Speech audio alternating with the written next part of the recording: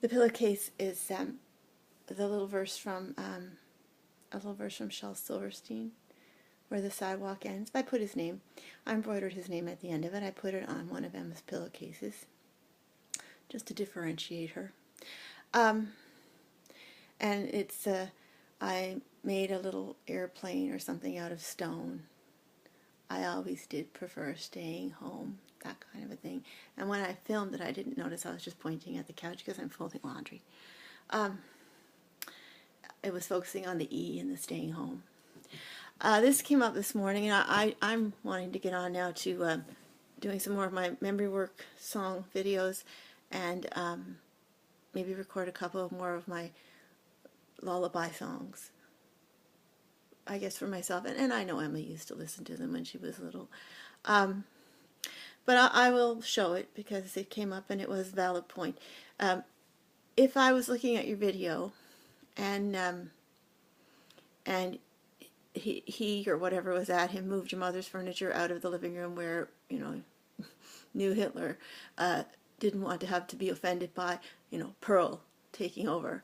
And he hadn't even been there. It was me and my mother, and we invited Chris to come and live with us. You know, to give him some independence as a grown man, I guess is what it was, wasn't it? And I talked to his chair, because at least his chair doesn't spew, you know, booyah back at me. And he can still hear me. He sits in that chair all day long, the spirit of him. I mean, I pity you in more ways than enough, but I can only pity you spiritually and bodily as long as my daughter is not in jeopardy. And she's in jeopardy because you do not have the control. I know, because you don't have the control around me unless I set up the situation to protect myself, but I'm 47 years old. In my 48th year. That's where all the 48 is coming from.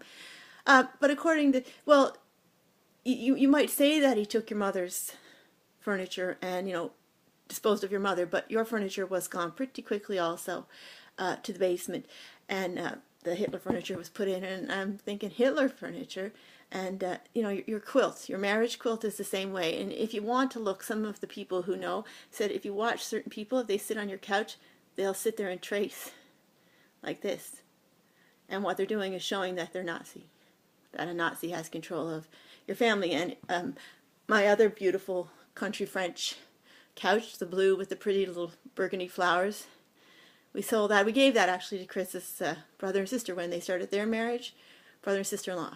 And well, I guess it's my brother-in-law, my sister-in-law too, and they needed one, and we had the extra couch at the time, and they had that for quite some time. It was a nice couch though. And my other couch was the Nevada Southern. It had just plain stripes. I don't think it had the Nazi pattern, although it may have. But I certainly didn't buy it for that. But of course, a victim is a victim, and you won't know that. And that said, I have those blankets on my bed right now, but I have to keep them there because we only have a certain number of quilts. And although when he gets in the apartment, he can just run down and use the 2-foot by 2-foot dryer 7 times until he gets his quilts dry for $2 a dollar to $2 a pop, as long as they're working, because those things are hard to find to replace, let alone repair.